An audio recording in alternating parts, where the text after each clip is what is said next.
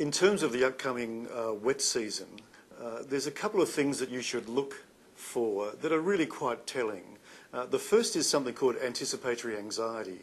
When you have any sort of anxious event, there is a duration before that event where you might have anxiety in anticipation. So for instance, if you are giving a talk in front of class and it's on a Thursday, you might be anxious that morning. That kind of length of time is completely normal. If you're anxious on Monday morning or the weekend before, clearly that's highly problematic.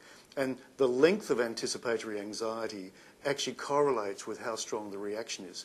So the first thing you could look for is this kind of concept of anticipatory anxiety. And the second thing is there are symptoms which you might see in children. The most obvious one is behaviour, because it's immediately obvious and visual. So behavioural problems to anxiety are things like avoidance. Avoidance of going outside if it's a rainy day, avoidance of coming to school if there's some prediction of an afternoon storm, avoidance of anything that might remind the person of either the flood or the high winds. They might have two other dimensions of symptoms. The second one is physical signs. So physical signs are things like a younger child complaining of butterflies in their stomach or tummy ache, or they might be complaining of a headache or a racing pulse. There's kind of evidence that their autonomic nervous system, their nervous system is actually going too fast.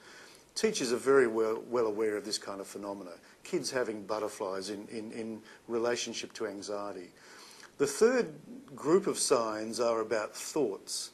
So this is where a child actually says things like they're scared that something bad will happen, they're scared a storm will happen, they're scared that they might get flooded again, or their house might get blown away, or the school might be damaged. So they'll actually voice their anxiety.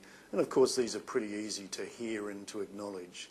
So in terms of symptoms, look for anticipatory anxiety and look for these typical signs of anxiety. So it's thoughts, behaviour and physical symptoms.